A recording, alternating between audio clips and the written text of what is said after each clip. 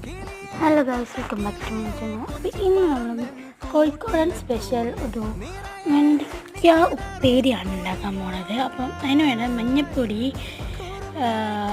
കുരുമുളക് പൊടി, ഉലുവ, ചിക്കൻ മസാല, കുരുമുളക് പൊടി, മുളക് പൊടി, ഉപ്പ്,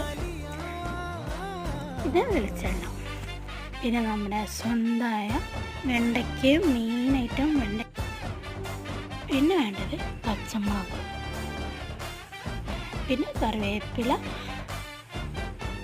വെളുത്തുള്ളി, ഇത് മാത്രം മതി. പിന്നെ ഫസ്റ്റായിട്ട് നമ്മൾ തന്നെ വെച്ചിരിക്കുന്നത് ഒരു പാൻ അടുപ്പത്ത് വെച്ചിട്ടുണ്ട്. അതിലേക്ക് നമുക്ക് ചൂടായിട്ട് അതിലേക്ക് നമുക്ക് എണ്ണ ഒഴിക്കാം. വേണ്ടത്ര എണ്ണ ഒഴിച്ചാൽ മതി കേട്ടോ. അപ്പോൾ ഇതിൻ്റെ ബാക്കി വേറെ വീഡിയോ